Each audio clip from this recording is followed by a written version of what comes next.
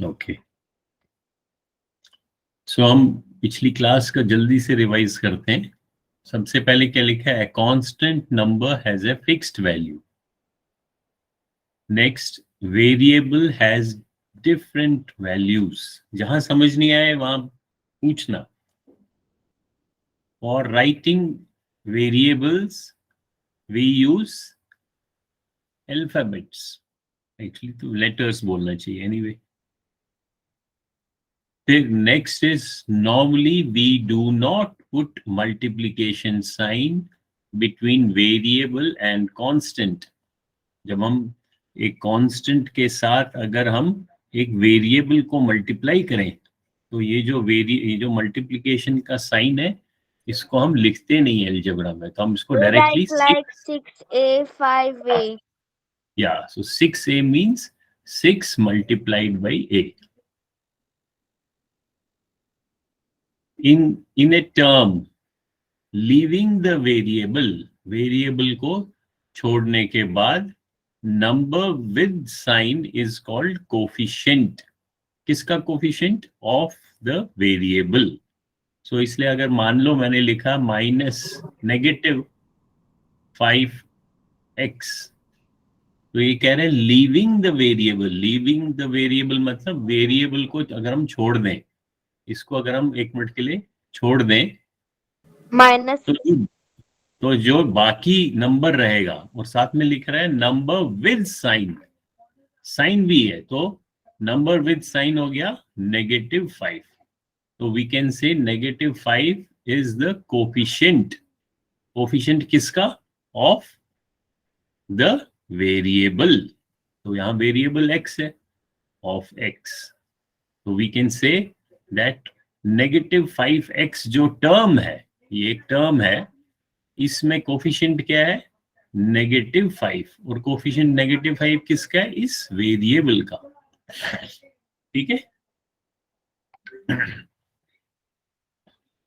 फिर ये next point है, two terms are like terms if they are different at the most in numerical coefficient.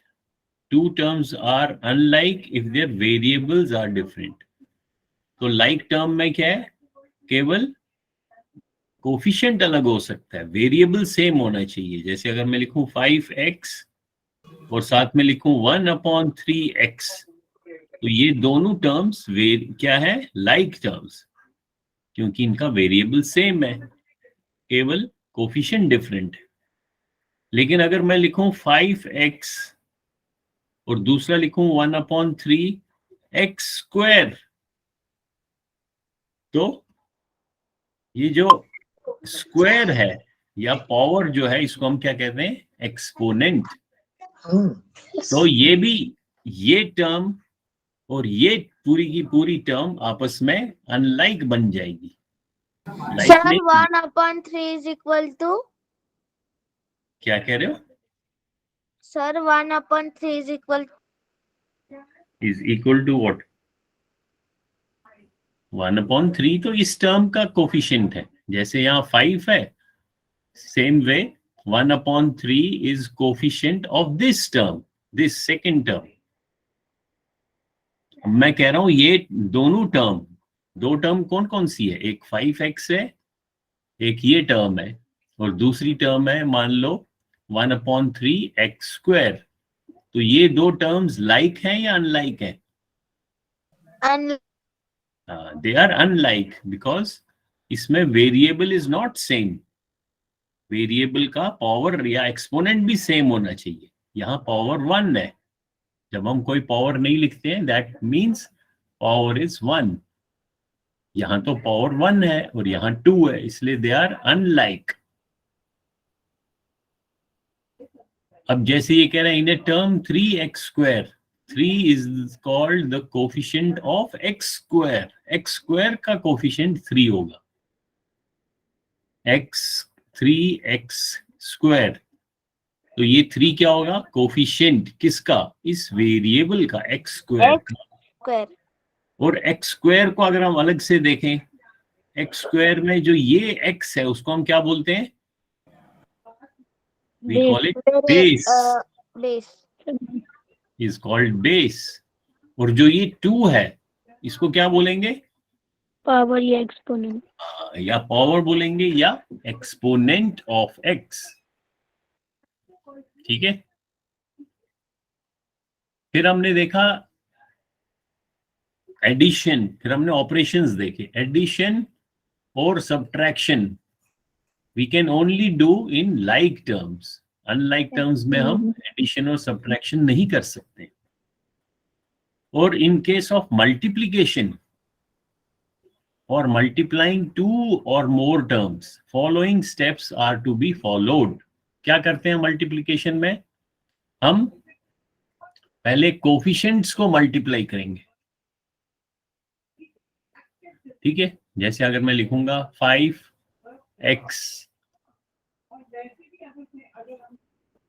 Multiplied by 3, कुछ भी हो सकता है। इसमें अनलाइक टर्म्स भी मल्टीप्लाई हो जाते हैं, लेकिन हम क्या करेंगे? सिर्फ कोफिशिएंट को कोफिशिएंट से मल्टीप्लाई करेंगे। 5 को 3 से 15 और x को y से जब मल्टीप्लाई करेंगे बेसिकली हम उसको कुछ करते नहीं है, हम सिर्फ उनको x मल्टीप्लाइड बाय y लिख सकते हैं। लेकिन अलजेब्रा में क्योंकि मल्टीप्लिकेशन हटा सकते हैं तो हम उसको xy लिखते हैं। Sir 15xy। हाँ, so answer will be 15xy। और बाद में अगर वो हम एक्सपोनेंट्स में अलग से पढ़ेंगे, अगर हमारे पास हो suppose x raise to power x की पावर 2 है and this is multiplied by x raise to power 3, so what do we do? ये एक्सपोनेंट्स में पढ़ा है आपने। जब बेस सेम हो, अगर ये x है ये भी x है, जब बेस सेम होता है पावर्स आर एडेड, तो इसका आंसर हो जाएगा x। Power will be add. Power 3 नहीं 5। So x raise to power 5 बन जाएगा। इसको हम एक्सपोनेंट के चैप्टर में फिर डिटेल में पढ़ेंगे। पहले अभी हम अलजेब्रा आगे पढ़ते हैं। अब देखो, अब ये एक्सरसाइज है, इसको देखते हैं। इस एक्सरसाइज में क्या कह रहा है? यहां दिखाता हूं। इस एक्सरसाइज में नमस्ते। नमस्ते। इस एक्सरसाइज में कह रहा है right the following in statements. Statements को हो या उसको एक्सप्रेशन भी बोल सकते हैं। स्टेटमेंट मैंने बताया था ना, स्टेटमेंट का मतलब है एक्सप्रेशन। अभी म्यूट करो सुमित, अमित शोर मस्त है। तो ये अभी ये जो एक मान लो कुछ भी लिखा हुआ है, जैसे ये लिखा है या ये लिखा है या ये लिखा है, इनको आपने स्टेटमेंट में लिखना है, यानी कि उनको एक्सप्रेस करना है। एक्सप्रेस करना है कि उनका क्या मतलब है। फॉर एग्जाम्पल, अगर यहाँ पहला देखें हम, फर्स्ट क्वेश्चन इज 7x। इसको कैसे मैं एक्सप्रेस कर सकता हूँ? इसको मैं कैसे बता सकता हूँ, स्टेट कर सकता हूँ, या क्या कैसे बता सकता हूँ? 7x का क्या मतलब है? शाबाश। 7 into x। हाँ, इंटू का क्या मतलब होता है? मल्टीप्लाई। 7 multiply by x। सो हम इसको लिख सकते हैं 7 multiplied by x। Sir good evening. Good evening. तो ये जो ऐसे लिखा है मैंने अंग्रेजी में, ये क्या बन जाएगा? ये स्टेटमेंट कहलाएगा। या मैं इसको ऐसे भी लिख सकता हूं 7 times 7 times x। 7 times x का क्या मतलब है? यही मतलब है कि 7 को x से 7 टाइम्स। हाँ, तो ये ऐसे भी मैं लिख सकता हूँ, 7 टाइम्स x भी लिख सकता हूँ। अब इसको क्या लिखूंगा? Sir x plus 5। Sir x plus x plus 5, x plus 5 भी लिख सकता हूं, या इसको मैं ऐसे भी लिख सकता हूं 5 मोर देन x। प्लस का क्या मतलब होता है? उससे अधिक, उससे ज्यादा। जैसे मैंने अगर 3 को 2 ऐड किया तो मेरा आंसर क्या मिलेगा? आंसर जो 3 है उससे 2 मोर हो जाएगा, तो मेरा 5 हो जाएगा। हेलो इसीलिए सर, आवाज नहीं आ रही। बेटे आपके स्पीकर में प्रॉब्लम है, बाकी तो सबको आवाज आ रही है। सर अब आ रही है क्लियर। अच्छा, तो सर x थोड़ा प्लस, अटक अटक के आ रही थी। अच्छा अच्छा, तो x प्लस 5 का मतलब इसको मैं ऐसे भी लिख सकता हूँ 5 मोर देन x, कि x से 5 अधिक या ज्यादा। इसको क्या कैसे लिखूंगा? Sir 3 divided by x. 3 divided by x होगा या x डिवाइडेड बाई 3 होगा? X 3 divided by x divided by 3. हाँ, जो ऊपर वाला न्यूमरेटर होता है उसको डिवाइड करते हैं हम, तो हम x को डिवाइड कर रहे हैं, x को डिवाइड कर रहे हैं, ये ध्यान रखना है। x को डिवाइड कर रहे हैं, किससे डिवाइड कर रहे हैं? 3 से। तो उसको इंग्लिश में कैसे लिखेंगे? x divided by 3, divided by 3। तो जो न्यूमरेटर, जो ऊपर वाला नंबर होता है उसको हम डिवाइड करते हैं, किससे डिवाइड करते हैं? निचले नंबर से। इसलिए इसको उल्टा नहीं लिखना है। आप इसको अगर लिखोगे 3 डिवाइडेड बाई एक्स तो वो गलत हो जाएगा। 3 डिवाइडेड बाई एक्स तो ऐसे हो जाएगा 3 अपॉन एक्स। इसको हम कह सकते हैं 3 डिवाइडेड बाई एक्स। लेकिन यहां ये क्या है? यह है एक्स डिवाइडेड बाई 3, ये ध्यान रखना है, ठीक है? इसको कैसे लिखेंगे? Sir a more than 2 multiply b। हाँ, आप इसको लिख सकते हो ए मोर देन, ए जो है वो प्लस है, मोर है। किससे मोर है? 2 multiplied by B. Multiplied by B को आप प्रोडक्ट भी बोल सकते हैं, मोर देन प्रोडक्ट ऑफ, फिर ऑफ लगाना पड़ेगा, प्रोडक्ट ऑफ 2 एंड बी। यानी कि जो 2 और बी का प्रोडक्ट है, जिसको हमने 2b लिखा, उससे, तो 2b से a अधिक, तो a प्लस 2b बन गया। तो आपको सवाल ऐसे भी दिया जा सकता है कि आपको स्टेटमेंट दिया जाए और उसको आपने एल्जेब्रिक एक्सप्रेशन, ये क्या है? जैसे सपोज ये अभी हमने ये देखा a प्लस 2b, इसको हम बोलेंगे एल्जेब्रिक, एल्जेब्रिक, इसमें ए भी आता है, एल्जेब्रिक एक्सप्रेशन। ये एल्जेब्रा में हमने एक्सप्रेस किया। लेकिन अगर इसको मैं लिखूंगा a more than product of 2 and b, तो ये एक्सप्रेशन कौन सा हो गया? ये तो एक इंग्लिश में एक्सप्रेशन हो गया, जिसको हम स्टेटमेंट कहते हैं। तो this is my statement. Statement मतलब जो आप स्टेट कर रहे हो, जो आप बता रहे हो, वर्ड्स में बता रहे हो, ठीक है? तो ऐसे भी हो सकता है कि आपको सवाल स्टेटमेंट दिया होगा, यानी कि इंग्लिश में लिखा होगा, और बोलेंगे इसका एल्जेब्रिक एक्सप्रेशन लिखो, तो आपको ऐसे लिखना है।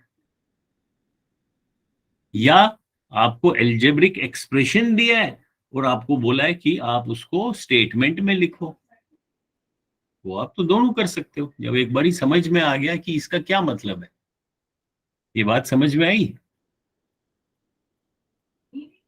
Sir is it clear? तो हमने क्या देखा, यहां लिखता हूं मैं, कि मेरे पास एक स्टेटमेंट है।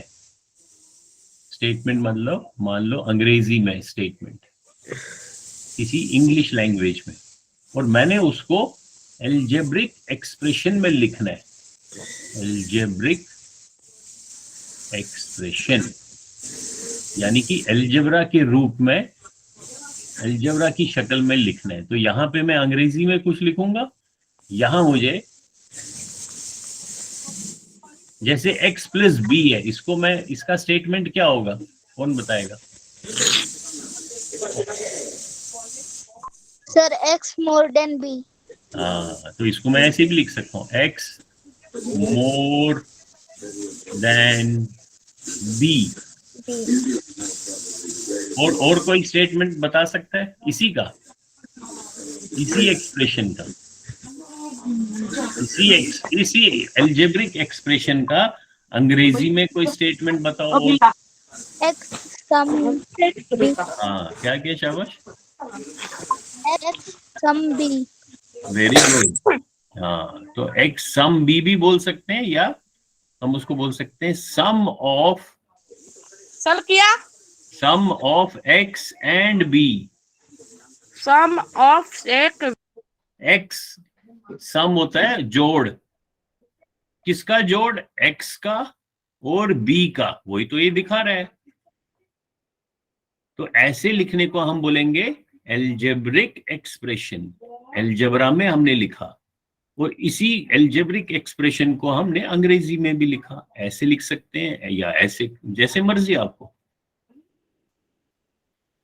तो ये जो अंग्रेजी में हम लिखते हैं इनको हम बोलते हैं स्टेटमेंट। तो आपको दोनों चीजें पूछी जा सकती है। आपको मान लो आपको स्टेटमेंट दी हुई है और आपको कह रहे हैं कि आप उसका एल्जेब्रिक एक्सप्रेशन लिखो, या आपको एल्जेब्रिक एक्सप्रेशन दिया है और आपको बोलेंगे स्टेटमेंट लिखो। ठीक है।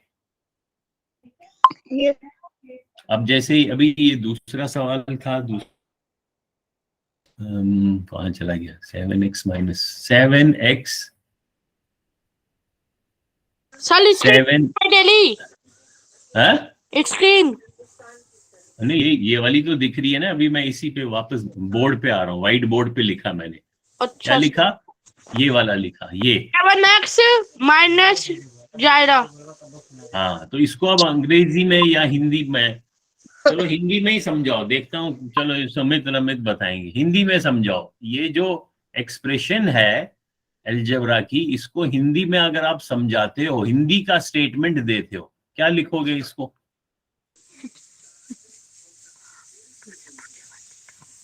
इसका क्या मतलब है? सर हिंदी में? हाँ, जो भी आपको समझ आ रहा है उसको आप अपनी भाषा में समझाओ मेरे को। 7x इसका मतलब क्या है, वो मतलब समझाना है। दिख तो रहा है 7x माइनस 11, 7x माइनस 11 तो अलजेब्रा का एक्सप्रेशन है।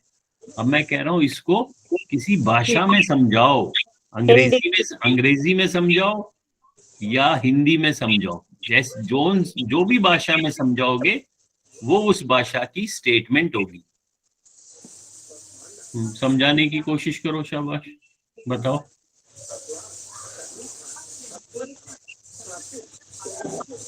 Sir no idea. क्यों? देखो इसको ध्यान। 7x का क्या मतलब होता है? सर 7x 7x का क्या मतलब है? सर 7 बटा 1। 7 बटा नहीं, 7 गुना x। बटा तो हो गया 7 को अगर आप x से डिवाइड करोगे। ये तो 7x है, यानी कि 7 को x से मल्टीप्लाई कर रहे हो। सर उसको तो हिंदी में गुणा कहते हैं या इंग्लिश में प्रोडक्ट बोलते हैं। तो हम इसको कैसे एक्सप्लेन करेंगे, अंग्रेजी में या हिंदी में? अगर हिंदी में एक्सप्लेन करना है तो मैं इसको सर बोल सकता product of 7x।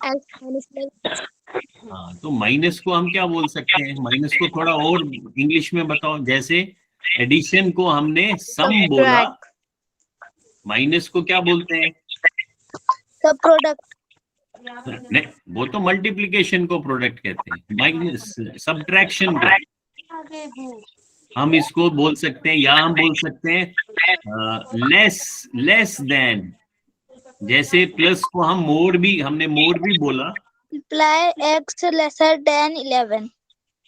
Lesser than 11 नहीं। अब देखो ध्यान से सुनो, ये लेसर देन 11 है या लेसर देन 7x है?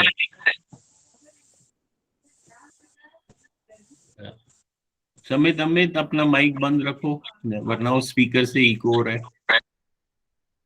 हाँ, आप स्पीकर पे सुन सकते हो, लेकिन जब माइक ऑन करते हो तो वही आवाज वापस इको हो जाती है। तो 7x माइनस 11 को ये कौन सा किससे कम है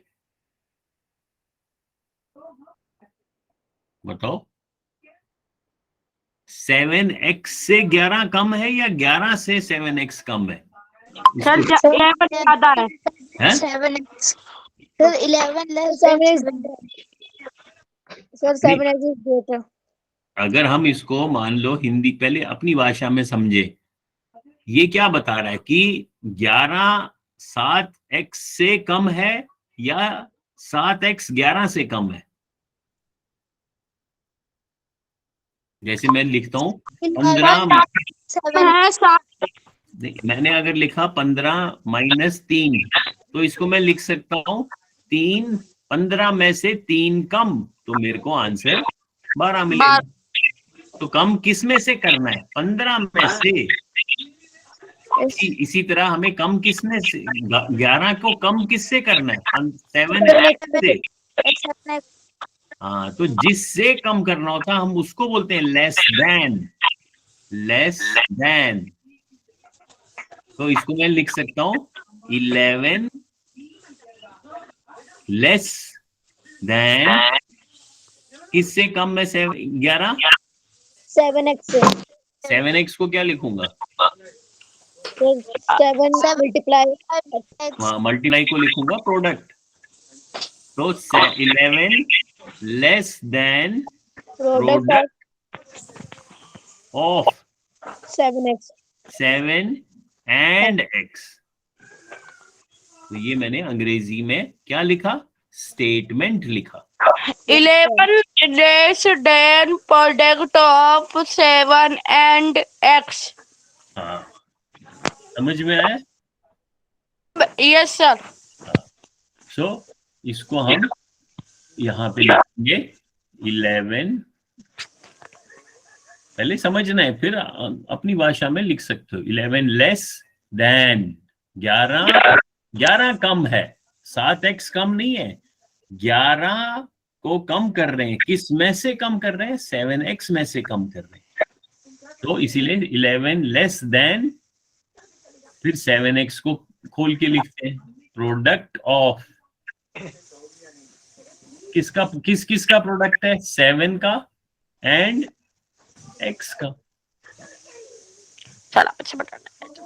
समझ में आ रहा है सबों को?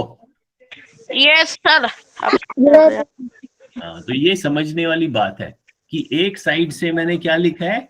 Algebraic expression. इसको लिख कॉपी में, एल्जेब्रिक एक्सप्रेशन, क्योंकि ये बार बार अभी कई सवालों में पूछा जाएगा कि आप एल्जेब्रिक एक्सप्रेशन लिखो, तो ये है। और इस एल्जेब्रिक एक्सप्रेशन का स्टेटमेंट लिखो, तो ये है अंग्रेजी में। आप कुछ भी लिख सकते हो, अपने शब्दों में लिख सकते हो, लेकिन उसका ये ध्यान रखना है कि अगर जैसे 7/x है, तो इसको कौन किससे डिवाइड हो रहा है? हाँ भैया, बताओ। ओ 7 डिवाइडेड बाई x को क्या बोलूंगा मैं? x डिवाइडेड बाई 7 या 7 divided by x? 7 divided by x. उसका ध्यान Because रखना। 7 has come up. 7 is numerator, इसलिए 7 डिवाइड हो रहा है, ये ध्यान रखना है। उल्टा बोलोगे तो मीनिंग गलत हो जाएगा, फिर आंसर आपका गलत हो जाएगा। बस उसी का ध्यान रखना है। बाकी इंग्लिश में थोड़ा बहुत ऊपर नीचे हो जाए, उससे कोई फर्क नहीं पड़ता है। बट उसका मीनिंग चेंज नहीं होना चाहिए। इसी प्रकार से जैसे 11 लेस देन, अगर आपने बोल दिया product of 7x less than 11, तो वो उल्टा हो गया, फिर तो उसका मतलब है 11 माइनस 7x। समझ में आ रहा है? ये समझ में आया? Yes, sir. तो इस चीज का ध्यान रखना है कि कौन कम है। भाई 11 कम है, किससे कम है? 7x से। तो मैंने पहले 11 लिखा। 11 लेस देन, किससे कम? देन दिखाता है किससे कम है। प्रोडक्ट ऑफ 7 एंड x से 11 कम, तो ये दिख रहा है। ठीक है, अब वापस बुक खोलते हैं। तो ये जो था, ये वाला जो था, ये हमने कर लिया। अब अगला पेज देखते हैं।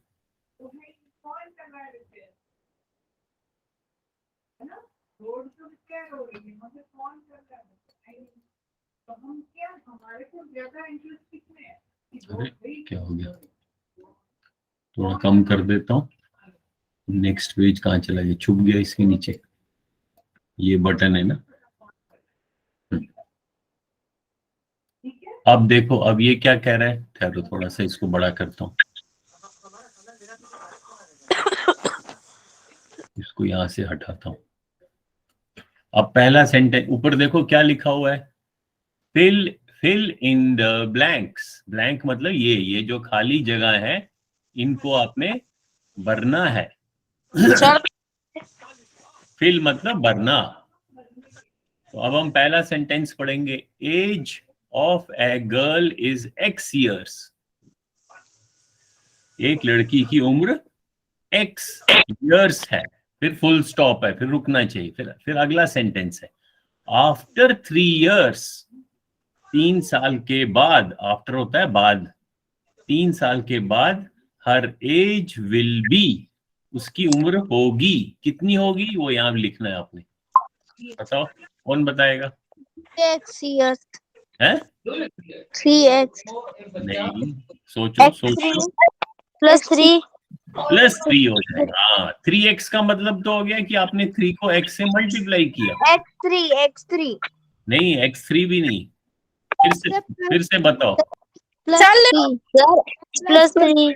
+3 हो जाएगा, तो x +3 हो जाएगा। प्लस ये लिखना बहुत इंपॉर्टेंट है, इसको आप x3 नहीं लिख सकते हो, ये गलत आंसर। x +3। समझ में आया x +3 क्यों है? Yes, sir. अब next sentence. Sir, I can't understand that how the x plus 3 come. Why? You see, age of a girl is x years. Age of a girl is का मतलब आज के डेट में, अभी एक लड़की है, उसकी आज उम्र, प्रेजेंट टेंस है is, उसकी एज जो है वो x years है। आफ्टर 3 years, 3 साल के बाद, जब 1 साल हो जाएगा, उसकी उम्र हो जाएगी x + 1। जैसे फॉर एग्जाम्पल, अगर x को आप 10 मानते हो, मान लो कोई गर्ल है जिसकी एज 10 है, 1 साल के बाद कितनी हो जाएगी? 10 + 1। 2 साल के बाद, आफ्टर 2 years, 10 + 2। After 3 years, 10 + 3। तो ये x तो ये चेंज नहीं हो रहा है, ये sorry 10।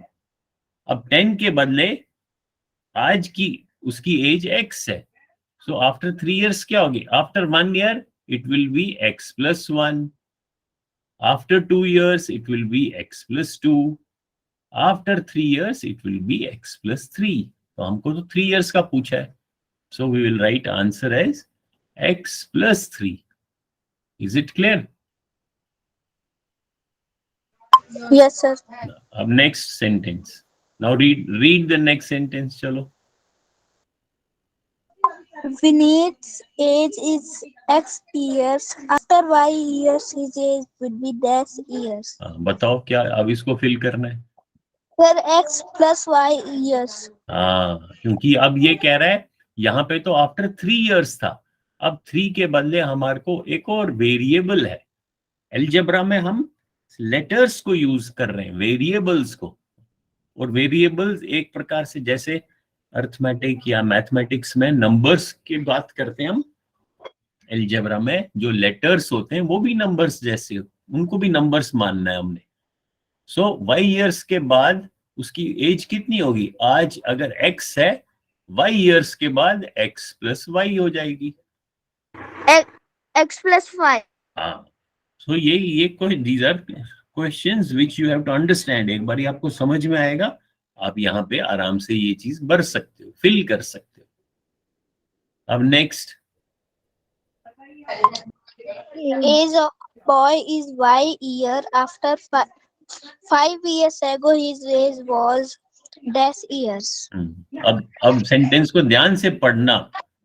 As Sir, of boy is y years।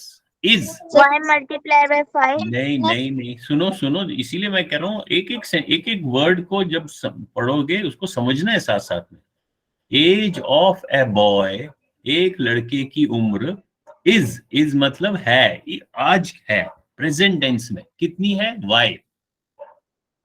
फिर नेक्स्ट सेंटेंस देखो, फुल स्टॉप को ध्यान से देखना चाहिए। नेक्स्ट सेंटेंस यहां से स्टार्ट हुआ है, फिर क्या कह रहा है? 5 years ago। 5 years ago क्या होता है? 5 साल पहले। पहले, एगो होता है पहले। Yes sir. आफ्टर नहीं, आफ्टर हो गया बाद में। ये दो थे, आफ्टर और आफ्टर। ये एगो है, एगो मतलब पहले, 5 साल पीछे। उसकी उम्र कितनी थी? वॉज। अब देखो पास्ट टेंस में लगाया वॉज, यहाँ लिखा था विल बी, तो फ्यूचर टेंस है, यहाँ तो वॉज हो गया, पास्ट टेंस। 5 साल पहले उसकी उम्र कितनी थी? बताओ। Sir y minus 5। Y minus 5. Yes sir. ठीक है, यस सर। अब कौन पढ़ेगा? अब Age of a boy is Y years. ये तो पढ़ लिया बेटे, ये तो हो गया। अच्छा, अब नेक्स्ट है डी, विनय डिस्ट्रीब्यूटेड क्या होता है? सर बांटना। बांटना। और क्योंकि ईडी लगा हुआ है इसका मतलब है उसने बांटा, पास्ट टेंस में। विनय ने बांटे, क्या बांटे? टॉफीज। कितनी टॉफी बांटी? सर एक्स, यानी कि एक्स जो है वो टोटल टॉफीज है, कुल मिला के उसके पास एक्स टॉफी थी, उसको उसने डिस्ट्रीब्यूट किया। और कितने बच्चों में डिस्ट्रीब्यूट किया? y चिल्ड्रन, यानी कि उसके बर्थडे में वाई चिल्ड्रन आए थे, उसके पास एक्स टॉफीज थी, वो एक्स टॉफी उसने वाई चिल्ड्रन में बांटी। Yes sir. अब ये कह रहा है ईच चाइल्ड, ईच क्या होता है? हर एक बच्चे को गॉट डैश टॉफीज, हर बच्चे को इतनी टॉफीज मिली। कितनी टॉफीज मिली? Sir x y। है? Sir x y। क्या एक्स? x divide. हाँ, एक्स वाई होगा या एक्स डिवाइडेड बाय वाई होगा? Sir x divided by y। हाँ, अब ये डिवाइड हो रहा है। डिस्ट्रीब्यूट का मतलब क्या होता है? बांटना। तो सर वो डिवाइड माइनस नहीं, बांटना होता है डिवाइड करना। डिवाइड भाई अगर आपके पास मान लो 15 टॉफी है और आपके 3 फ्रेंड्स हैं, 1 2 3, तो हर फ्रेंड को कितनी टॉफी मिलेगी? अगर आपने 15 टॉफियां बराबर बांटी तो हर फ्रेंड को कितनी टॉफी मिलेगी? सर 4 15 को 3 लोगों से डिवाइड करना। हाँ, तो आपने 15 को 15/3 तो 5 हो गई। इसी तरह यहाँ पे टोटल टॉफीज x थी और आपको y चिल्ड्रन में बांटनी है, सो x को डिवाइड करना है। किससे डिवाइड करना है? y से। तो ये आंसर आ गया x upon Y. Is it clear? Yes, sir. अब ये नेक्स्ट क्वेश्चन है, ध्यान से समझना। जब पहले जल्दबाजी नहीं करनी है।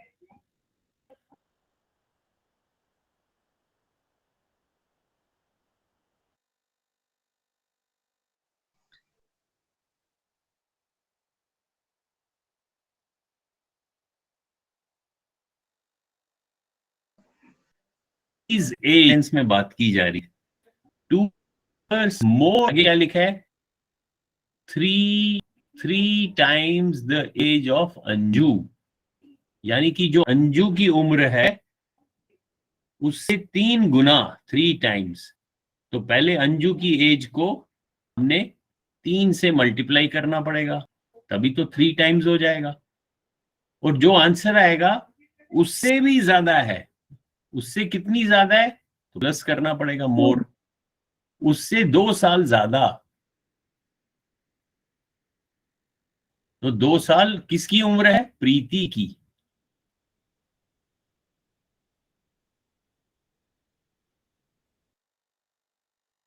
समझ में आ रहा है कुछ? Preeti's age is 2 years more than 3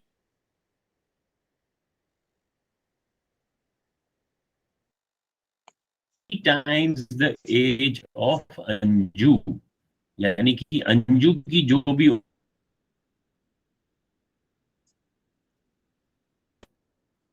3 times, और उस मोर देन मतलब प्लस करना पड़ेगा।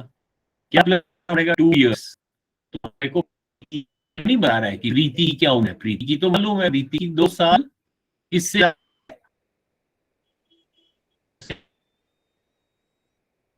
तो अब पूछ रहा है then Anju's age is dash years. अब ये अंजू की एज पूछ रहा है।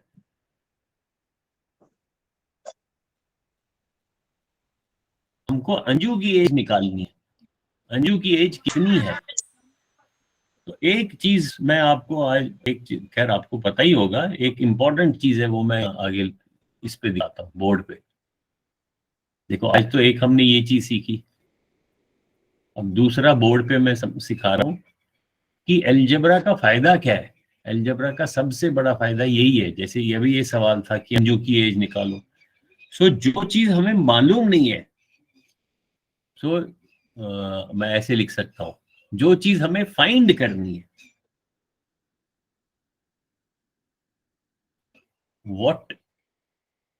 वॉट एवर या चलो what ever we have to find, जो भी हमें फाइंड करना है, फाइंड मतलब ढूंढना है, या जो भी हमें कैलकुलेट करना है क्वेश्चन में, उसी चीज को हमें लेट करना चाहिए, मानना चाहिए। उसी को हमें इक्वल करना चाहिए एक वेरिएबल से, मान लो एक्स से। मेक इट, ऐसे सेंटेंस बनाता हूं, what ever we have to find और calculate, make it equal to x. ये अलजेब्रा का बेसिक रूल है, ये बहुत इंपॉर्टेंट है। जो भी आपको क्वेश्चन में ढूंढना हो, ये बुनियादी एक रूल अपने दिमाग में रखो।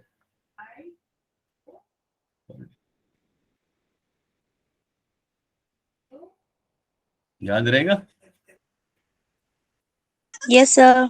कि जो भी आपको क्वेश्चन में जो भी फाइंड Yes, sir. करना है, उसी को पहले आप एक्स बना दो, फिर आगे कोशिश करो सवाल को, है ना? क्या कह रहे हो? X or any letter. Letter, any letter, X मतलब Sir, एनी वेरिएबल। हाँ वो अच्छा सवाल है, यहाँ लिख। But I mainly use X and नहीं, Y you in can write a mathematics. B C any, it doesn't matter. Make it X, यहाँ मैं लिख देता हूँ, और एनी लेटर। एनी लेटर का मतलब है any variable. Variable. Let is you, चलो हम वेरिएबल वर्ड यूज करते हैं, क्योंकि वेरिएबल काफी बारी यूज करेंगे। कोई भी वेरिएबल, वो एक्स हो, वाई हो, ए हो, बी हो, सी हो, जो भी आपको फाइंड करना है, जो भी आपको ढूंढना है, उसको आप सबसे पहले उसी को आप वेरिएबल बनाओ। एक्स बना दो या वाई बना दो या ए बना दो, ठीक है।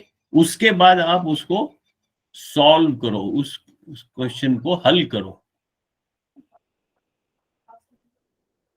ये जब आपने एक बारी आपको पता चल गया कि ये अच्छा, ये जो हमें फाइंड करना है, उसके बेसिस पे उसको आप आगे लिखते जाओ, तो आपको अलजेब्रिक एक्सप्रेशन मिलेगा, जो हमने यहां पढ़ा, ये वाला। तो ऐसे कई सारे हमें अलजेब्रिक एक्सप्रेशन मिलेंगे और उनको हम फिर हल कर सकेंगे। तो ये एक बड़ा इंपॉर्टेंट रूल है। जो भी आपको अगर कहीं सवाल में समझ नहीं आ रहा है कि कैसे करो, तो फटाफट जो चीज आपको फाइंड करनी है, जो कैलकुलेट करनी है, उसी को पहले आप एक वेरिएबल बना दो, ठीक है। याद रहेगा ना। अब जब ये सवाल, अब ये अगर हिंट हमारे को याद रहा, तो हम वापस वो सवाल देखते हैं।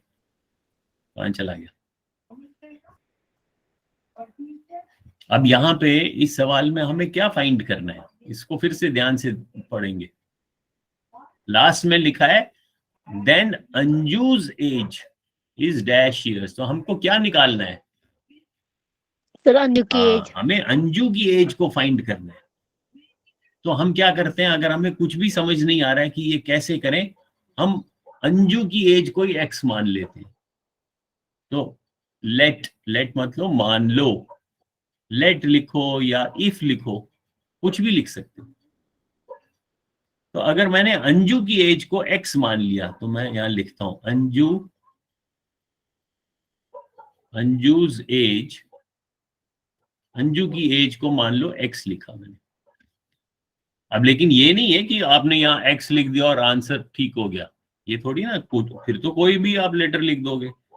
आपको जो सवाल दिया, जो आगे इंफॉर्मेशन दी हुई है, कुछ इंफॉर्मेशन तो दी भी है ये वाली, इनको तो इस्तेमाल करना है ना, इस पूरे को इस्तेमाल करना है, तभी आपको अंजू की एज लिखनी है यहाँ पे। अब अगर आपने अंजू की एज को ही एक्स मान लिया, फिर आगे हम पढ़ते हैं। तो प्रीति की एज कितनी होगी? अब अंजू की एज हमको मालूम है एक्स। अब एक्स की भाषा में एक्स को इस्तेमाल करेंगे हम, और उसको हम यहां पे डालेंगे। ये जो पहला सेंटेंस है, क्या कह रहा है? प्रीति की जो एज है वो 2 साल मोर है। किससे मोर है? कौन बताएगा?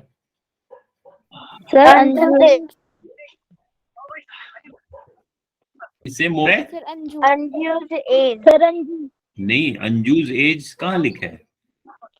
Sir more than 3 times Anju's age. जो अंजू की एज है उससे पहले 3 गुना करना पड़ेगा। तो अगर हमने अंजू की एज को x माना, 3 गुना कितना हो जाएगा? 3x। Sir x power 2। नहीं, x पावर नहीं, 3 टाइम्स। 3 टाइम्स होता है मल्टीप्लाई करना, गुना। यस सर 3 ये टाइम्स टाइम्स को कंफ्यूज नहीं करो, पावर नहीं है, पावर तो अलग चीज है। सो 3, अगर अंजू की एज x मान ली हमने, तो 3 गुना 3x हो गया। और प्रीति की एज कितनी है? 2 years मोर देन 3x। तो प्रीति की एज क्या हो जाएगी? 3x plus 2। 5x। 5x. नहीं, 5x कैसे होगी? इनको जोड़ थोड़ा ना सकते, ये लाइक टर्म का है। 3x को आप 2 के साथ जोड़ सकते हो क्या? No sir. ये No, यहाँ sir. x नहीं है, अगर x होता तब तो 5x हो जाता, यस सर। लेकिन हमारे पास सिर्फ 2 है, तो आप इनको जोड़ Sir, नहीं सकते। 5. हाँ, 5 कुछ भी नहीं है। नहीं, 3x प्लस 2 5 थोड़ी ना है, कुछ भी, बस 3x plus 2 3x plus 2 3x plus 2 ही रहेगा, उसको आप कुछ नहीं कर सकते। लेकिन कम से कम आपने अलजेब्रिक एक्सप्रेशन में तो लिख दिया कि 3x प्लस 2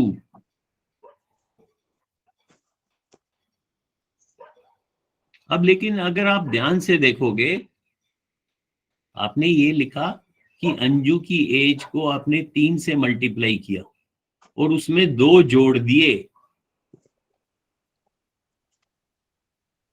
वो किसकी एज है?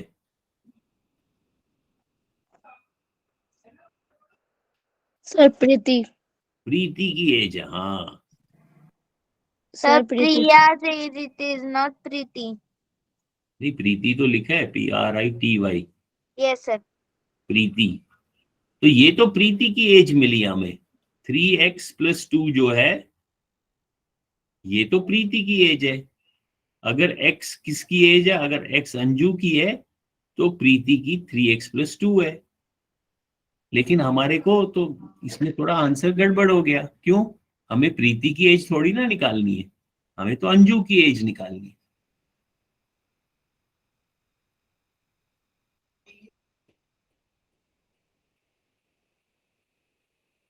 सो अब हमारे को प्रीति की एज मालूम नहीं है। प्रीति की एज मालूम है? Yes sir. हाँ मालूम। प्रीति की तो हमें सिर्फ ये मालूम है कि अंजू की एज जो है उससे 3 गुना और उसमें 2 साल ऐड करूं तो मेरी को प्रीति की एज है। तो अंजू की एज कितनी होगी?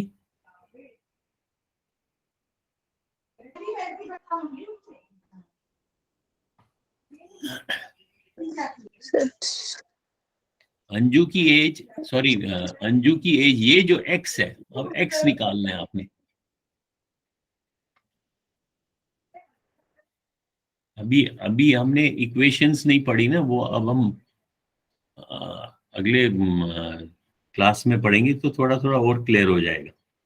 अभी के लिए हम इसको यहाँ पे छोड़ देंगे, ये सवाल हम फिर से करेंगे। इसको हम ऐसे भी कर सकते हैं, अगर हमें अब प्रीति की एज मालूम नहीं है, हम प्रीति की एज को ही अगर x मान ले तो अंजू की एज कितनी होगी?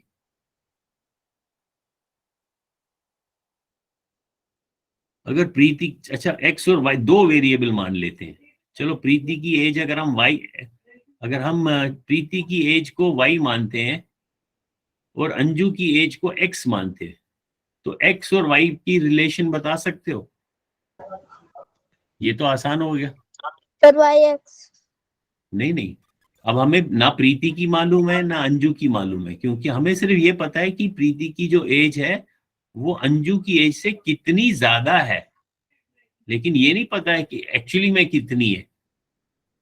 इसका मतलब है ना हमें अंजू की एज मालूम है, पता है, ना प्रीति की मालूम है। हमें सिर्फ उनकी जो, इसकी जो एज है और जो इसकी एज है, उनका आपस में क्या संबंध है। संबंध को क्या हम बोलते हैं? Relationship. हाँ, तो इसकी अंजू की एज और प्रीति की एज का आपस में क्या रिलेशन है, वो ये चीज बता रहा है। इसलिए हमारे को दोनों की एज मालूम नहीं है, तो हम ऐसे कर सकते हैं, अगर हम अंजू की एज को x माने और प्रीति की एज को y माने तो इनकी आपस में क्या रिलेशन है। फिर प्रीति की एज को हम y को हम लिख सकते हैं, y x से कितना मोर है? एक तो 3 टाइम्स + 2, तो 3 टाइम्स 3x + 2, ये रिलेशनशिप बन गई। कुछ समझ में आ रहा है?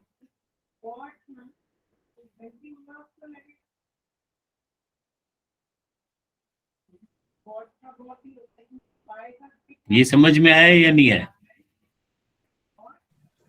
Yes sir. जिसको नहीं समझ में आया वो पूछ सकता है। सबों को समझ में आया?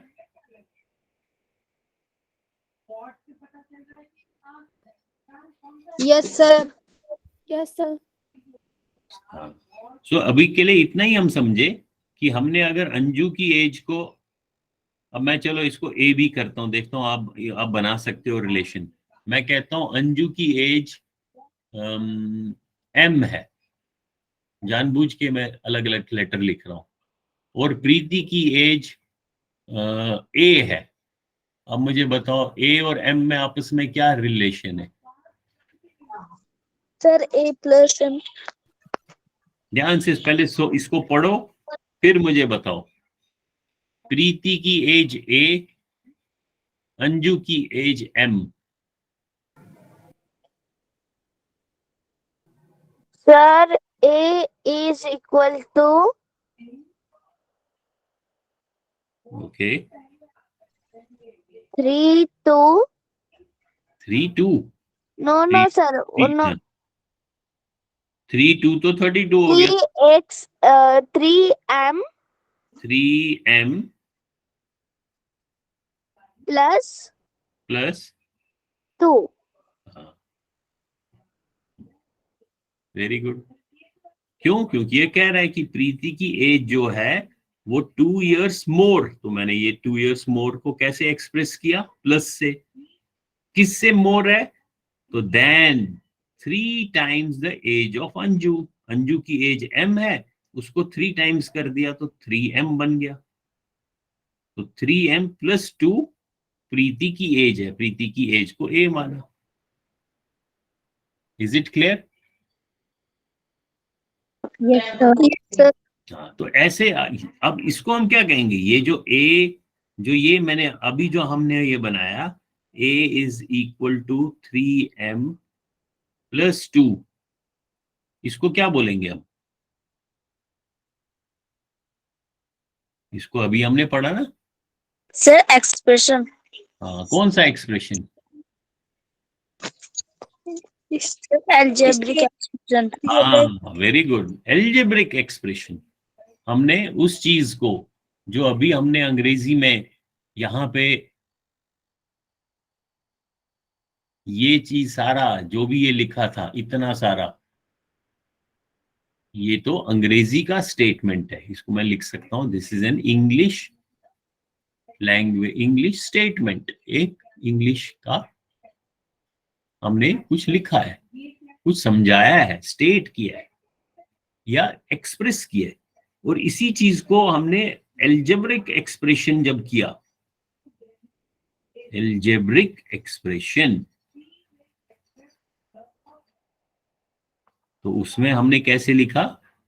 पहले हमें समझाना पड़ेगा कि अगर प्रीति की एज कुछ भी है, ए है, और अंजू की एज बी है, तो a is equal to 3b plus 2।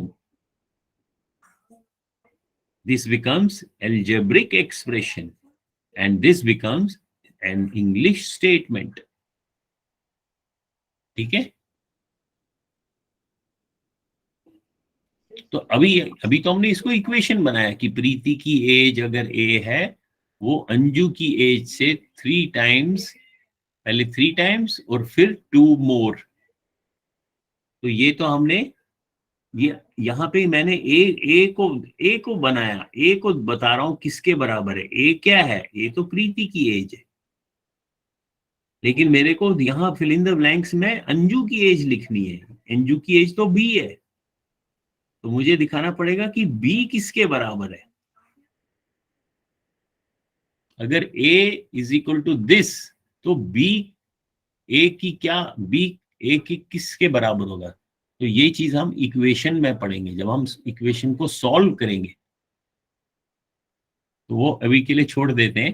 कम से कम हमने ये सीखा कि हम इनको एल्जेब्रिक एक्सप्रेशंस में कर सकते हैं। अब देखो ये अब आप लोगों के लिए क्या टाइम हुआ? हाँ, तो टाइम होने लगा, जल्दी से ये देख लेते हैं, ये थर्ड क्वेश्चन। अब इसको क्या कह रहा है? Express the following statements. अब ये स्टेटमेंट्स हैं, इनको आपने एक्सप्रेस करना है बाय यूजिंग फंडामेंटल ऑपरेशंस, यानी कि इनको वही प्लस माइनस मल्टीप्लिकेशन और डिवीजन के रूप में आपने एक एल्जेब्रिक एक्सप्रेशन बनाना है, उनको एक्सप्रेस करना है। अब एक कोई ले लेते हैं, चलो कौन सा करें? ये वाला करते हैं। Add 2 times p to 3 times q।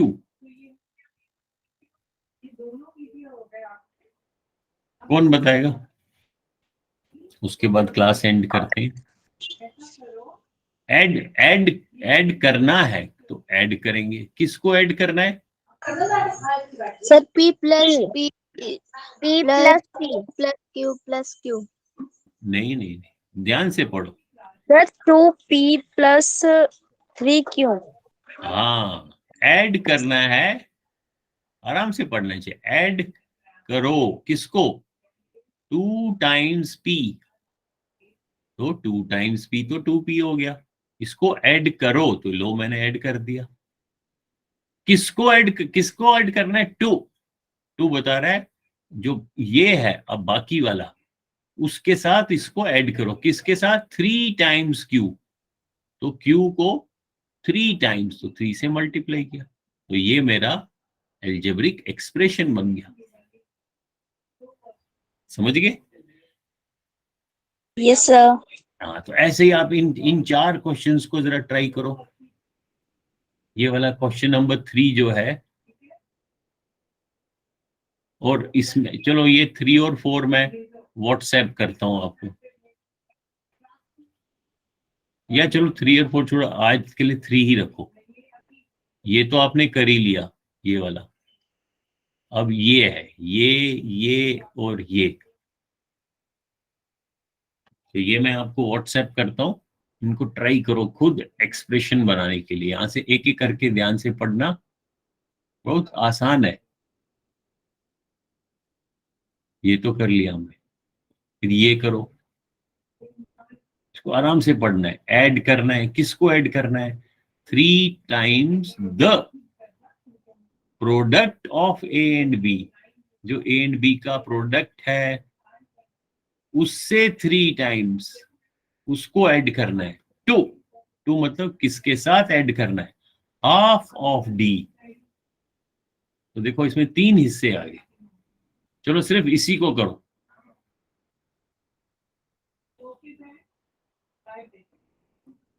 चलो देखते हैं कौन कौन करेगा ये मैं ये वाला मैं वहां लिखता हूँ बोर्ड पे, फिर आपको उसका मैं व्हाट्सएप भेजता हूँ फोटो। आ गया बोर्ड, या इसी को, ये वाला करो, इसी को मैं फोटो खींचता हूँ। ये होमवर्क है, क्वेश्चन नंबर 3C। इसी को यहाँ डाउनलोड करते हैं, फोटो आ जाएगी, होपफुली आ जानी चाहिए।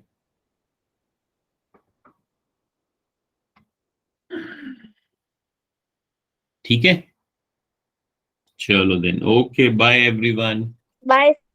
bye sir bye.